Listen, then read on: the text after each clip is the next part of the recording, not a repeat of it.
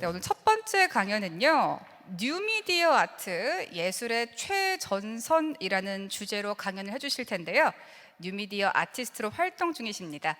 카이스트 이진준 죄송합니다. 이진준 교수님 강연인데요. 큰 박수로 무대 위로 모셔보겠습니다.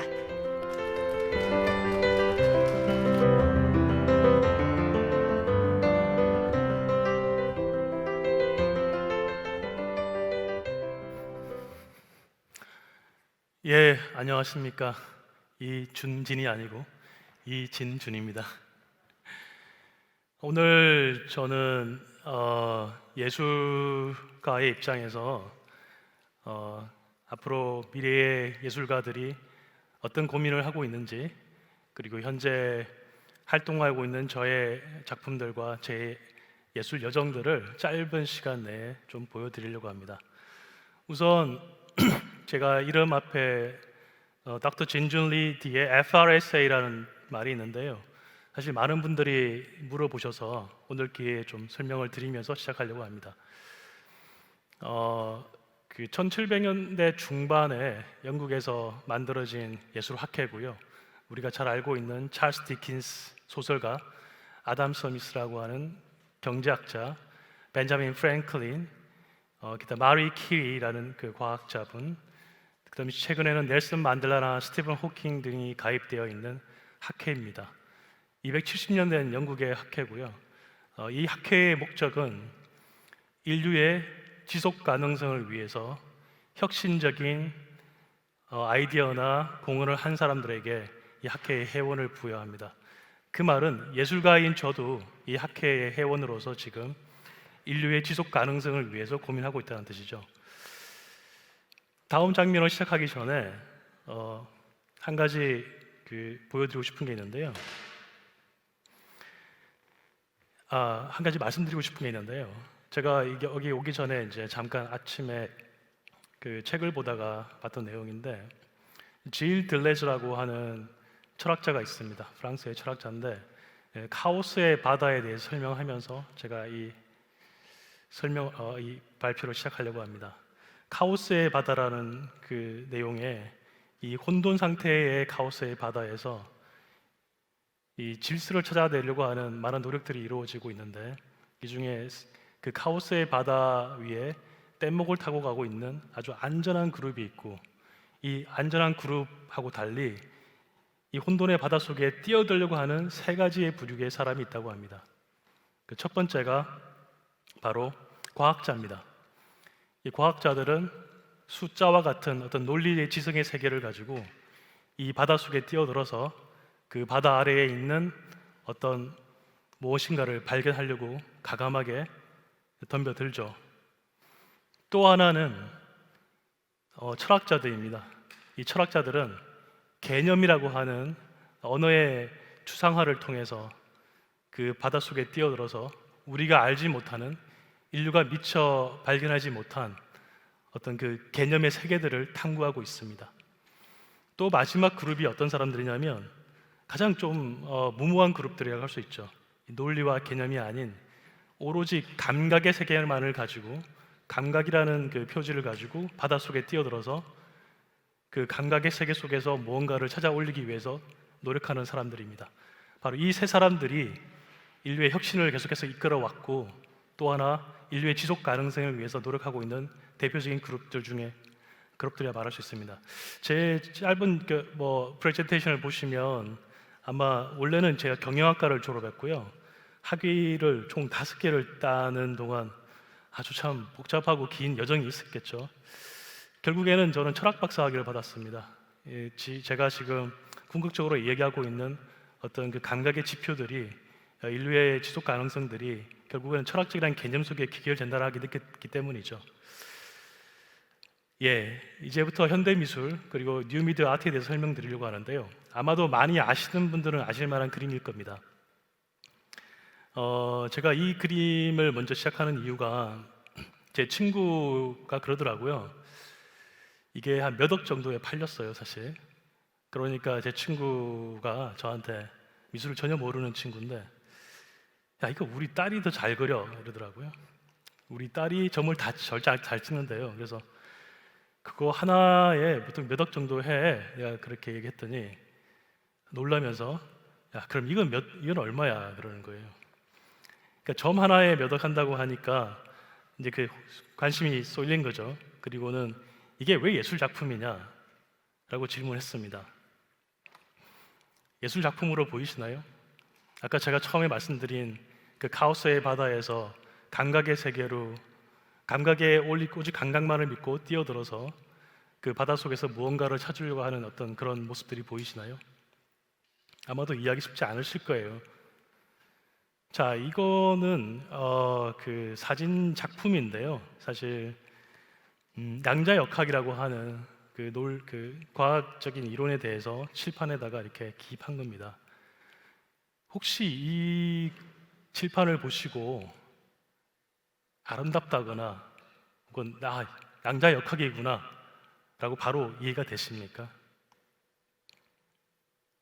혹시 이해가 되시는 분을 위해서 다음 장면을 준비했습니다. 이해가 되시는지요?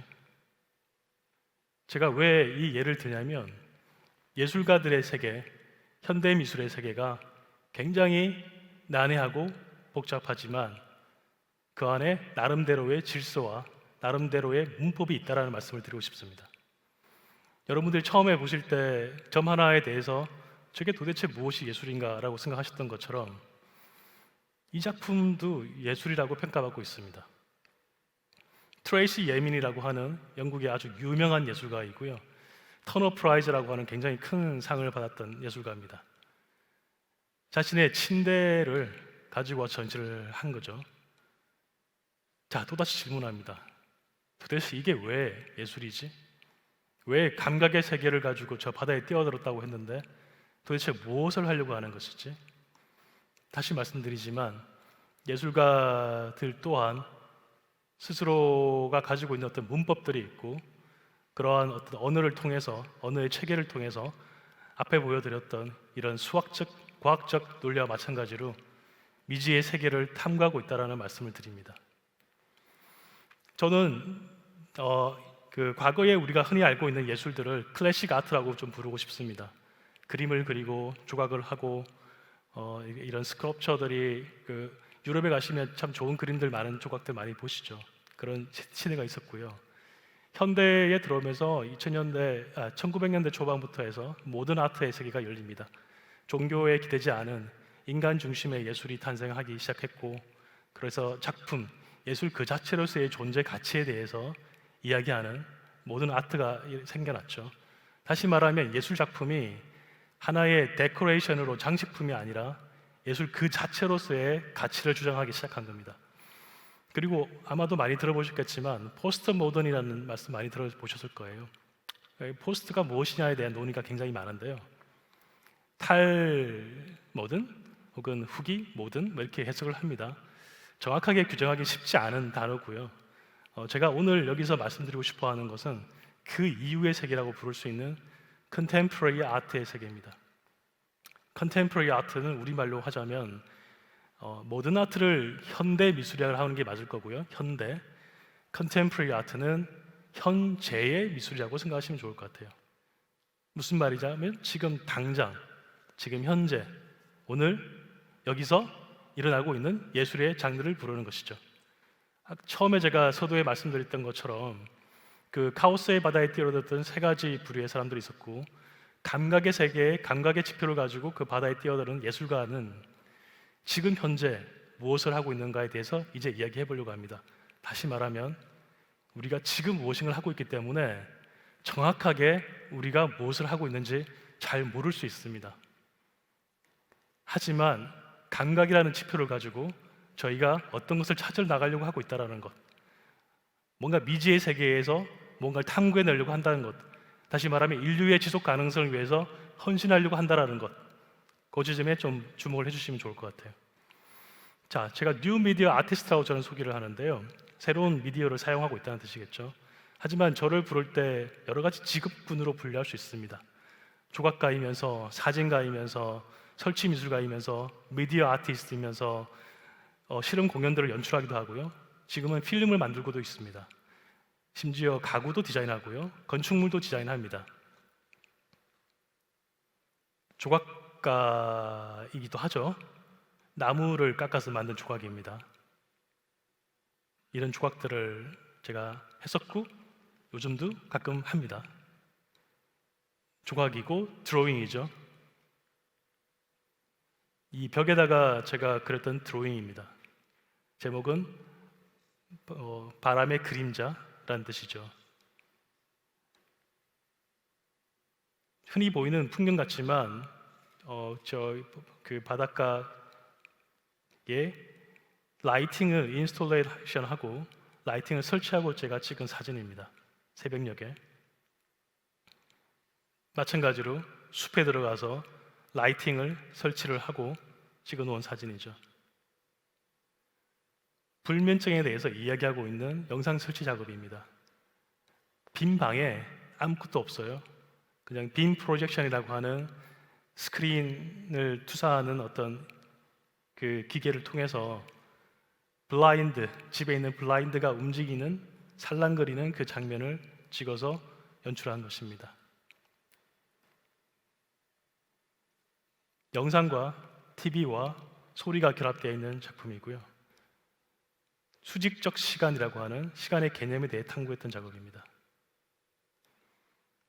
잘 지금은 확인해 보시기 어렵겠지만 이 바닥에 어떤 하얀 뭔가 점 같은 게 보이실 거예요. 바닥이 아니고 저 스크린 속에 이 하얀 점이 바로 사실은 껌딱지입니다. 길거리에 붙어 있는 껌딱지들. 이 옥스포드에서 제가 촬영했던 장면인데요. 옥스포드 스트리트에 있는 그 껌딱지들을 제가 찍어서 영상으로 이렇게 전환한 작품이죠. 제로 그라운드 시리즈라고 해서 그 인류의 유토피아에 대해서 제가 상상하고 여러 이미지들을 콜라주해서 만드는 작품들입니다. 이 소가 앞에서 걸어 나오고 뒤에 미사일이 런칭이 되고 있고 건물을 무너지고 하는 그런 장면들이 연출되어 있는 작품인데요. 여러 장면들이 동시에 촬영한 것이 아니라 각각 따로 촬영을 해서 그 장면들을 이어붙여 가지고 비디오 콜라주를 해서 만든 영상 작품인데 좀 초현실적인 풍경이 그려지죠. 제가 한때 방송국의 PD로 일을 한 적이 있습니다. 그때 부조정실이라고 부르는 일반인들은 참 보기 힘들 수 있는데요. 여러 가지 모니터가 달려 있는 그런 공간이 있습니다. PD가 하는 역할은 그 카메라가 지금 여기 한 대, 두 대 있는데 동시에 여러 카메라가 무대에 있는 저를 비출 수 있겠죠. 저 위쪽에도 있고 오른쪽에도 있고 아래쪽에도 있고 가까이 잡는 카메라도 있을 것이고 멀리 잡는 카메라도 있을 것이고 그죠? 근데 PD는 하나의 장면 속에 이 모든 장면들을 조합해서 시퀀스에 맞춰서 이렇게 디렉션을 줘야 됩니다. 따라서 제가 부조정실에서 보고 있는 장면들은 사실 동시에 한 인물을 여러 가지 채널을 통해서 한꺼번에 보고 있는 거죠. 그 장면들을 콜라주해서 만들어낸 초현실적인 풍경이 제 머릿속에는 항상 그려지고 있었던 거고 어떤 장소에 가서 그 장소의 장면들을 여러 장면들을 동시에 볼 수 있는 방법들에 대해서 고민했고 그런 것들이 초현실적인 이런 풍경들을 만들어낸 겁니다. 공연 연출자로서 미디어 아트와 혹은 음악가들 그리고 무용수들 이런 여러 다른 장르를 하고 계신 예술가 분들하고 작업을 하고 있습니다. 아티피셜 가든이라는 제목으로 2011년도 한 10년 전에 했던 작품인데요. 인공 정원이라는 작품입니다. 정원 자체가 사실은 아주 인공적이죠. 하지만 저는 아티피셜이라고 한 번 더 인공이라고 지시함으로써 흔히 알고 있는 정원이 아니라 이런 디지털 시대의 정원, 디지털 시대의 미학에 대해서 이야기하고자 했습니다. 그 작품을 만드는 과정인데요. 보시면 아무것도 없는 공간이죠. 사실 그 공간 속에 이 잔디를 깔고요. 이 잔디가 자랄 수 있도록 흙을 깔아야 됐죠. 그 흙을 깔고 물을 주면은 방수가 안 되니까 방수를 할 수 있는 방법을 찾아야겠죠. 예, 그렇게 하고 전시를 준비했던 그 과정들을 담았습니다.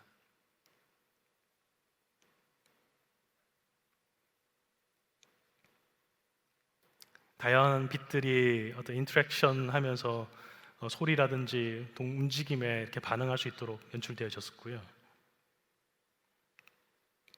건축 공간에 제가 Your Stage라는 당신의 무대라는 작품을 이 건물이 만들어질 때 함께 이렇게 디자인해서 했던 작업인데, 이 Your Stage라는 것은 어떤 이런 질문들을 가지고 있어요. 당신의 무대라는 뜻인데, 저 무대 앞에 사실 작품 앞에 서면 유리가 두 겹의 유리가 쌓여져 있습니다. 그래서 내가 그 앞에 서면 사실 이 무대의 위가 보이기도 하지만 동시에 유리에 반사되는 저의 이미지가 보이기도 해요. 따라서 저 텅 빈 무대 속에 마치 내가 저 텅 빈 무대 위에 서 있거나 저 스테인리스 스틸의 의자 위에 앉아 있는 듯한 그런 착각을 좀 불러일으킵니다. 이 빛들의 출렁거림들이 만들어내는 그 환영 속에 사실 도시의 어떤 그 풍경들을 좀 만들어내고 싶었고요. 이 도시라고 하는 어떤 스테이지 속에서 살고 있는 현대인의 초상에 대해서 설치 작품으로, 미디어 아트 작품으로 재현하고 싶었던 작품입니다. 이 작품에 부제가 하나 있어요. 그건 시적인 제목인데 Black Moon, 검은 달이라는 부제를 가지고 있습니다. 왜 검은 달이냐고 하면 이 가운데 원이 서클이 보이실 텐데요. 이 서클은 사실 까맣게 나옵니다. 왜냐하면 이 라이팅 자체가 아래에서 위로 쏘아지게 되어 있는 작품이에요. 따라서 이 빛을 받지 못하는 이 스테인리스 스틸의 윗부분은 어둡게 나오겠죠. 뒷면에도 거울이 달려 있어 가지고요. 아래에서 반사된 빛이 이 거울을 통해서 반사되어서 우리들 눈앞에 보이는 겁니다. 따라서 반사되지 못하는 이 의자 부분의 윗부분은 까맣게 나오는 것이죠. 왜 제가 블랙 문이라고 얘기를 하냐면, 달이라고 하는 우주에서의 달이라고 하는 것은 사실 햇볕을 반사를 하지 달이 직접 빛을 내고 있지는 않잖아요. 근데 우리는 달이 빛을 낸다고 생각할 수도 있고, 한밤중에 반짝이는 달을 보면서 아, 저것이 달빛이라고 생각하기도 하지 않습니까? 사실 달은 반사하고 있는 거죠. 태양의 빛을. 백남준이라고 하는 한국 예술가가 계시는데, 달은 가장 오래된 TV다라는 그런 제목의 작품이 있습니다. 과거의 시대에 우리가 마치 TV를 상상하듯이 보면서 어떤 즐거움을 느끼듯이 아마도 달을 보면서 인류는 어떤 멋진 상상들을 하고 있었다라는 그런 메시지가 담겨 있는 것 같은데요. 이 Your Stage 작품을 구상할 때 이런 작업들을 했었습니다. 저 무대 위에 앉아 있는 저 배우, 그리고 저 길거리를 헤매고 있는 학생의 그 유리에 반사된 리플렉션, 이런 것들이 조합되고 영감을 떠올려서 건축가들과 함께 공동으로 작업을 해서 엔지니어들의 도움을 받아서, 전기 기술자들의 도움을 받아서 아까 보신 라이팅이 반사되어지는 그런 설치 작품을 하게 된 것이죠. 예술가 혼자 하는 작업이 아니라는 걸 조금 아시게 될 것 같아요. 이제 또 다른 설치 작품이고요. 같은 시리즈로 만들어진 작품입니다.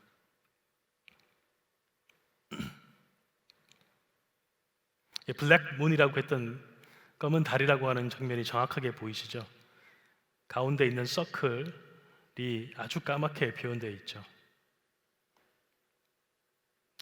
인도에서 했던 인도의 시각장애인 아이들하고 제가 같이 공동으로 작업했던 작품입니다. 아마 지금까지만 보셔도 이 예술가가 굉장히 다양한 일을 하고 있구나라고 생각하실 텐데요.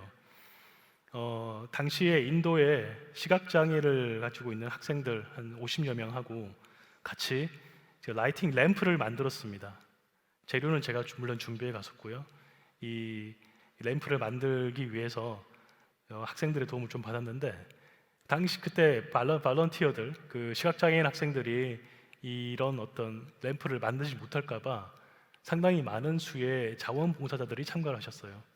그렇게 해서 같이 함께 이 라이팅을 만들기 위해 노력을 했는데, 놀라운 결과는 그 자원봉사자들이 도와주신 그런 작업보다 시각장애를 갖고 있는 학생들이 만든 라이팅이 훨씬 더 완벽하고 정교하고 더 좋았습니다. 그 친구들 중에 이제 이런 이야기를 한 친구들이 있었어요. 한국의 경우인데, 제가 찍었던 다큐멘터리 중에 일부인데, 시각장애를 갖고 있는 학생 한 명이 저한테 묻더라고요. 제가 이제 다큐멘터리를 찍기 위해서 내가 다큐멘터리를 찍으려고 하는데 나는 편집을 안 하고 너희들의 이야기를 그냥 듣고 싶어. 나는 빛에 대해서 궁금해하는 예술가이기 때문에 너희들한테 그런 질문을 하고 싶긴 하지만 내가 묻지를 않으려고 해. 그럼 뭐라고 질문하면 좋을까? 라고 했더니 여러 가지 질문 중에 두 가지가 기억이 남아요. 하나는 13년 전이죠, 벌써. 하나는 일반인들이 나를 도와줄 때 내가 어떤 기분이 느끼는지 좀 물어봐 주세요, 그러더라고요. 그래서 제가 오케이, 그럼 자, 지금부터 레코딩 한다. 그러고 도대체 일반인들이 널 도와줄 때 어떤 기분이 들어? 그러니까 학생 한 명이 굉장히 자존심이 상한다고 얘기해요. 나도 신발끈을 직접 묶을 수 있는 사람인데 그냥 뭐 물어보지도 않고 도와주는 경우가 있다라는 거죠. 자, 두 번째 흥미로운 질문은 어떤 걸 질문하면 좋겠니? 했더니 제3의 눈에 대해서 물어봐 달라고 하더라고요. 내가 가지고 있는 제3의 눈이 있대요. 서드 마인드가 있다고 해서 그게 뭐야? 라고 질문했더니 어떤 마음의 눈, 심안이라는 것이 있다. 그래서 우리도 볼 수 있다라는 거죠.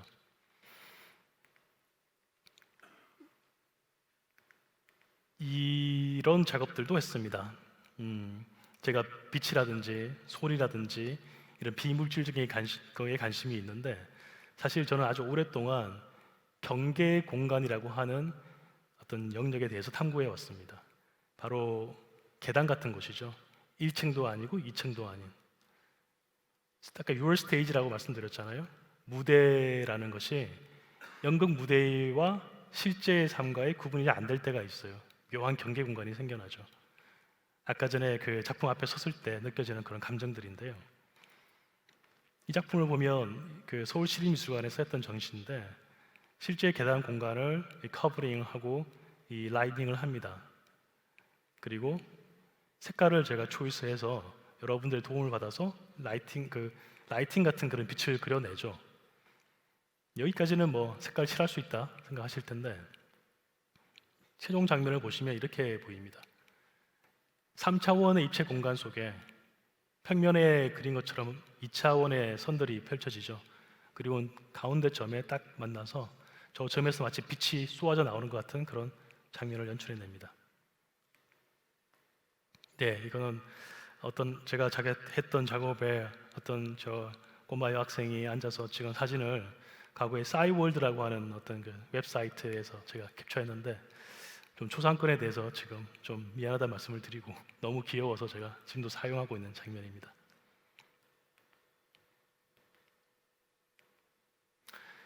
이 작품이 아마 제가 한국에 그래도 제일 많이 알려져 있는 작품 같아요. 상암동 DMC에 있는 미디어 스컬프처인데요. 한 12m 높이의 남녀 둘이 포옹하고 있는 장면입니다. 사실 과거의 전통 조각에서는 이 정도의 구상 조각은 상당히 완성도가 있는 작품이 됩니다. 따라서 이런 형태로 완성이 되어서 작품이 설치되는 경우도 많이 있었겠죠. 작품 재료 자체가 녹이 슬지 않는 스테인리스 스틸이었기 때문에 비가 맞았어도 지속 가능성이 있고 그리고 태양열이랄지 뭐 온도에 대해서 변화도 적으니까 안전하게 설치될 수 있는 방법입니다. 근데 저는 어떻게 했냐면 이게 마치 그 최종 그 오프닝 날 장면인데요. 약간 푸르스름한 빛이 감돌고 있죠, 작품에서. 이게 거울이 아니 유리로 만든 작품이에요. 유리로 전체의 형태를 만들어내고 남녀의 두 사람이 포옹하고 있는 그런 작품을 만들었고요. 유리로 만든 이유가 그 안에서 이렇게 빛이 납니다. 사실 이 작품을 완성도를 봤을 때 빛이 나니까 신기하다 정도로 끝날 수 있는데 이 작품에는 두 가지 커다란 어떤 챌린징이 있었어요. 하나는 미디어 작품이 전기를 사용하는 이런 미디어 작품이 과연 비가 오거나 눈이 오거나 태풍이 불거나 아주 추운 겨울과 아주 더운 여름에 과연 부서지지 않고 고장나지 않고 잘 지속될 수 있을까? 여름에 굉장한 빛들이 이 유리 작품으로 투사되니까 안쪽에서는 온실효과가 일어나죠. 엄청나게 더운 열들이 계속 시뮬레이션을 해보니까 올라가더라고요. 그래서 통신들이 다 망가집니다. 금방 통신 장애가 일어나고 이런 라이팅으로 연출하는 것이 거의 불가능한 거죠, 사실.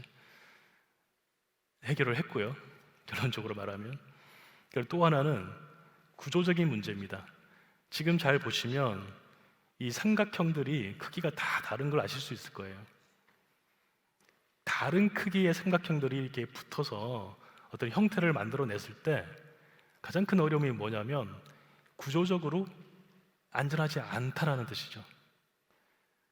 흔히 말하는 입체 조형물들이 만들어지면 우리 축구공 같은 작품들이 사실 많이 만들어집니다. 왜냐하면 안전하니까요. 또한 그 유닛 코스트가 적기 때문에 이걸 제어할 수 있는 다른 방법들을 찾을 수 있는 가능성이 많겠죠. 그럼에도 불구하고 제가 처음에 그 똑같은 사이즈의 삼각형으로 작품을 만들었을 때 너무 불만족스러웠어요. 로봇 같았거든요, 사실 그 작품이. 좌우가 똑같고 대칭이고 똑같은 사이즈니까, 그죠? 얼굴 같지가 않고 완전히 로봇 같은 거예요. 그래서 저는 사람의 얼굴, 사람의 표정을 만들어내고 싶어서 다른 방법을 선택했습니다. 그리고 만든 작품이 이 작품이고요.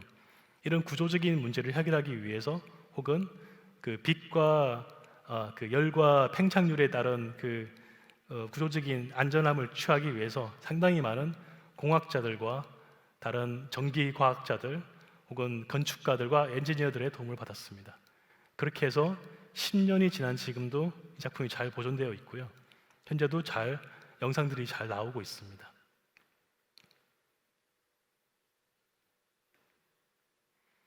자랑스러운 마음에 제 이름하고 뭐 이렇게 제가 만들어서 이렇게 다 붙여놨는데요. 다른 작품을 또 하나 더 소개시켜드리려고 합니다. 서울에 있는 작품이고요. 흔히 미디어 파사드라고 하는 요즘 많이 알려져 있는 작품들인데 이 백화점 건물에 미디어 파사드를 만들고자 했었습니다. 근데 미디어 파사드가 가지고 있는 단점이 뭐냐면 밤에는 굉장히 화려하고 많은 정보를 우리가 전달할 수 있는 화려한 연출이 가능한데 사실 낮에는 그냥 까만색의 그냥 그 평평한 그런 캔버스가 만들어진다는 것이죠. 그래서 제가 고안했던 것은 낮에도 뭔가 아름다운 빛을 낼 수 있는, 그리고 밤에도 그 빛들이 잘 연출될 수 있는 그런 환경을 가질 수 있는 그런 건축물을 만들고 싶었고요. 그래서 이렇게 홀로그램을 이용해서 지금 낮에도 보면 홀로그램의 빛이 이렇게 감돌게 되어 있고요. 그리고 태양빛을 받으면 그것이 홀로그램이 반사가 되어서 아래쪽에 어눌하게 퍼지게 됩니다. 그리고 밤에는 이런 식으로 LED 빛이 연출되어 나올 수 있죠. 제가 중간에 잠깐 보여드렸던 아티피셜 가든이라고 하는 그 LED를 이용해서 만든 정원의 그런 연출 기법과 기술들이 이 공공예술로 다시 탄생해서 적용되었던 사례가 됩니다. 물론 저 혼자 한 것이 아니라 건축가들과 공학자들과 전기를 다루는 여러 기술자들의 도움을 받았겠죠. 과거 제 작업실의 스튜디오의 어떤 그 공간 분위기인데요. 아마 기존에 알고 있는 다른 예술가들의 작업실과 좀 다를 겁니다. 흔히들 보시는 페인팅, 화가 분들하고 조각을 하시는 분들 작업실하고는 느낌이 상당히 다르죠.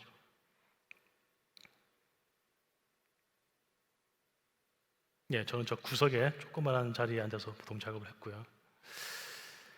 이제 저의 얘기를 좀 끝내고 저와 비슷한 혹은 이 현대 미술 그리고 뉴 미디어 아트 장르에서 활동하고 있는 다른 예술가의 작품을 한번 소개시켜드리려고 합니다.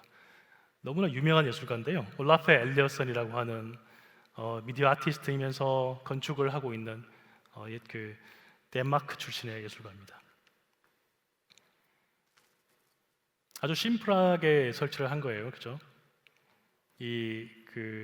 창문에 어떤 홀로그램을 붙여서 이 창문을 통해서 들어오는 빛들이 사실 태양의 일출과 일모를 다른 느낌으로 상상할 수 있게, 경험할 수 있게 만들어주고 있습니다. 터빈 홀이라고 하는 영국에 있는 그 타이트 모던에서 했던 작품인데요. 인공 태양이죠. LED를 통해서 만들어낸 태양입니다. 근데 마치 미래에 우리가 느낄 법한 어떤 장면이 떠오르지 않으신가요? 실제로 많은 분들이 이때 그 인공 태양 앞에서 앉아서 쉬고 선베이딩 한다 그러잖아요, 그죠? 태양을 만끽하는 듯한 그런 장면들을 많이 연출했습니다. 거울과 유리와 또 홀로그램을 이용한 다른 작품들이고요.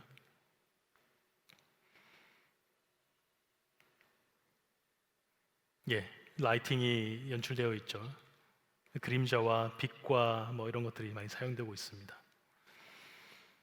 레이카비크라고 하는 아이슬란드의 수도에 만들어진 건축물의 파사드를 만드신 건데요.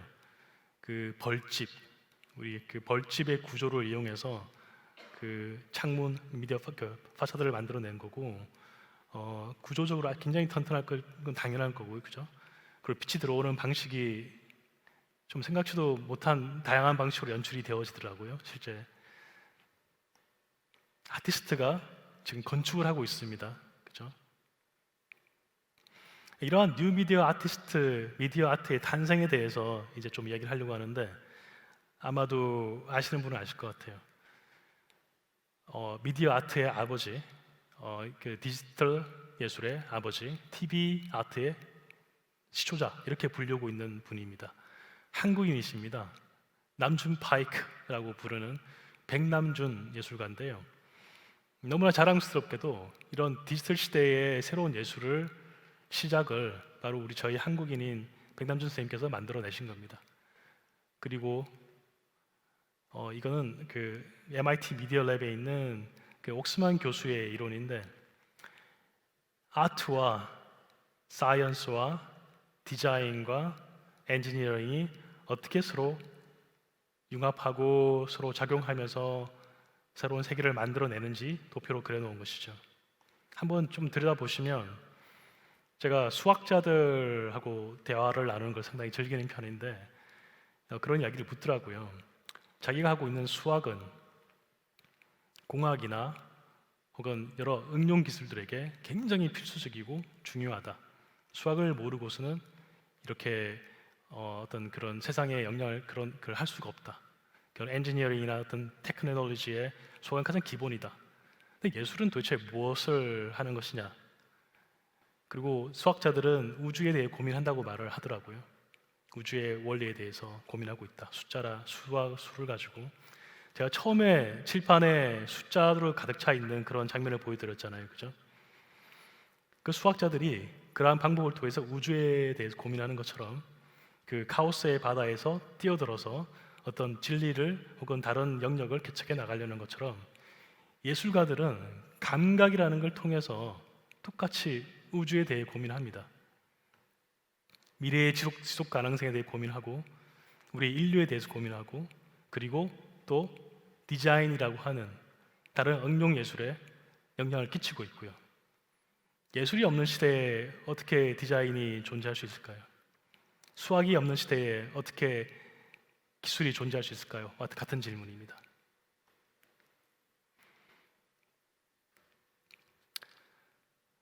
자, 이제 제가 여러분한테 좀 부탁을 드리고 싶은데요. 먼저 이마에다가 Q를 한번 써보세요. 예, 아마 방송을 보고 계신 분들도 한번 해보시면 좋을 것 같습니다. 예, 고맙습니다. 혹시 자기 사무실이나 테이블이 A처럼 깨끗하다라는 분 손 한번 들어보실까요? 예, 혹은 B처럼 좀 지저분하다라고 생각하시는 분? 예, 고맙습니다. 내가 노트 필기를 할 때 나는 이렇게 깨끗하게 글자를 반듯하게 쓴다. 예, 아니다, 나는 글자보다는 그림과 도표와 이런 막 좀 지저분하게 쓰는 편이다. 자, 손을 한번 껴보실까요? 엄지손가락이 위쪽으로 올라오시는 분. 네, 엄지손가락이 왼쪽이 오른손이 위로 올라오시는 분, 왼손이 올라오시는 분. 네, 고맙습니다. 지금 꼬고 앉아 계신 분이 있을 수 있는데요. 오른쪽 다리가 올라와 있다. 예, 왼쪽 다리가 올라와 있다. 네, 거의 반반입니다. 지금 보면. 이렇게 길게 제가 질문한 이유가 뭐냐면, 우리의 뇌에 대해서 알고 있는 그 통념들이 한데, 왼쪽 뇌와 오른쪽 뇌가 다른 역할을 한다는 것이죠. 예술가가 사용하고 있는 오른쪽 뇌가 있고 논리와 수학적 사고를 하는 왼쪽 뇌가 있습니다. 감각을 통해서 세상을 지각하려고 하는 오른쪽 뇌를 활용하는 사람들이 있고 논리와 어떤 지식 체계를 통해서 어떤 지적인 탐구를 하고 있는 왼쪽 뇌를 사용하는 사람들이 있죠. 근데 제가 왜 이런 이야기를 하냐면 사실 이것 때문입니다. 미래의 시대는 그리고 뉴미디어 아티스트와 같은 저 같은 사람들이 탐구하는 세계는 바로 자뇌와 우뇌를 다 잘 쓰는 사람들이 되고 싶어 하는 겁니다. 인류의 지속 가능성을 위해서 인간이 가지고 있는 자뇌를 활용하는 능력과 우뇌를 활용하는 능력을 통합해서 제3의 미지의 세계를 개척할 수 있는 제3의 능력을 개발하려고 하는 겁니다. 바로 기술을 가지고 있는 위대한 과학자들과 감각을 가지고 있는 위대한 예술가들이 그리고 어떤 철학이라고 하는 그런 인문학적인 개념의 지표를 가지고 이 세 그룹이 함께 카오스의 바다에서 뛰어들어서 인류가 계속해서 성장하고 발전할 수 있도록 그렇게 혁신을 할 수 있도록 노력하는 집단이 바로 이 양쪽의 날개를 켜고 함께 날아오르기 위해 노력하는 것입니다. 니케의 상인데요, 승리의 여신이라고 불리는 조각입니다. 누가 만들어지 모르는 조각이죠. 이 날아오를 수 있는 그 방법은 결국 이 왼쪽 날개와 오른쪽 날개가 함께 움직여야만 되는 것이죠. 현대 미술, 처음에 서두에서 말씀드렸다시피 굉장히 어려운 일이고 처음에 보면 저게 뭐야? 뭐 점에 불과한데 저게 왜 이렇게 비싸? 혹은 저게 뭐야? 그냥 너희 집에 있는 침대를 가져 놓은 것이잖아. 저게 뭐야? 우리 집에 있는 창문에 블라인드를 그냥 영상으로 찍어서 보여주는 거 아니야? 현대 미술가들도 아주 오랜 시간 동안 인간의 보편적 감정들, 사랑, 정오, 분노, 인간의 내면에 대해서 연구하고요. 그리고 새로운 기술을 통해 우리가 미래에 느낄 수 있는 새로운 감각과 경험의 확장을 추구하고 있습니다. 현대 미술, 컨템포러리 아트는 현재 미술이라고 그랬잖아요. 지금 여기서 일어나고 있는 현재의 미술은 아직은 규정할 수 없습니다. 그래서 어려운 겁니다. 왜냐하면 저희는 미래에 올 세대, 넥스트 제너레이션하고 대화를 하려고 합니다. 100년 뒤에 올 예술가들이 100년 뒤에 올 새로운 세대가 어떤 질문을 하고 있을지, 내가 어떤 질문을 해서 답을 서로 주고받을지에 대한 그런 미래 세대와의 대화를 하고 있기 때문에 현재 미술가들의 작품들이 동시대에 굉장히 어렵게 느껴지는 겁니다. 하지만 새로운 기술이라는 것이 발달하면 할수록 저희가 그 보편성이라는 가치를 향해서 조금 더 나아가고 있다는 게 느껴지고 있거든요. 그 이유는 공감력이라고 하는 것, 내가 타인을 이해하고 소통할 수 있는 방법들이 더 다양해졌기 때문입니다. 동시에 이 공감을 통해서 내가 느끼고 있는 그 고민들과 이런 집단지성을 통해서 해결할 수 있는 방법도 많아지기도 하죠. 이 공감이라는 것은 결국 예술가가 늘 추구하고 있는 하나의 감성이고요. 이 예술가의 아주 독특한 유니크함이 이 공감이라는 방법을 통해서 어떤 보편성을 이루게 될 때 예술가로서 혹은 다른 사람들과 완전히 소통할 수 있는 그런 길이 열릴 것입니다. 따라서 현대 미술에서의 새로운 기술가, 철학자들과 예술가의 융합은 반드시 필요한 것이고 그것이 미래 세대와의 대화를 지금 하고 있다. 그렇게 이해해 주시면 고맙겠습니다. 감사합니다.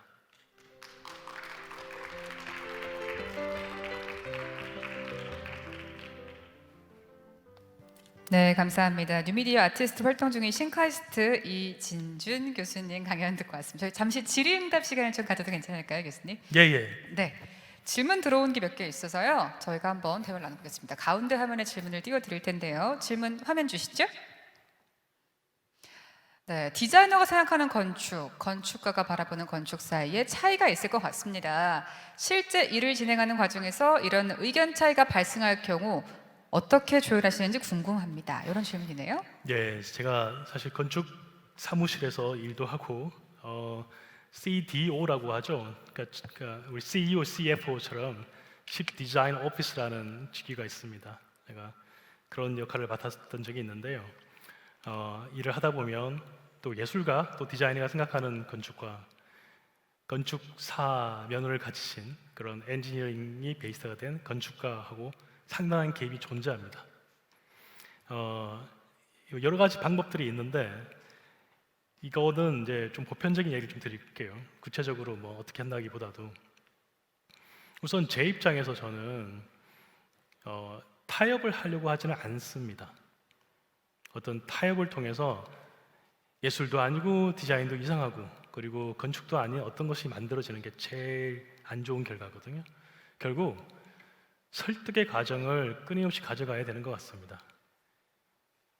그 설득이라는 것이 제가 알고 있는 것만을 주장해서 되는 것이 아니고 이 건축사가, 공학자가 이해하고 있는 것들에 대해서 내가 알려고 노력을 해야만 그분들의 입장과 그분들의 지식을 내가 흡수하고 노력을 해야만 그 설득들이 되는 것 같습니다.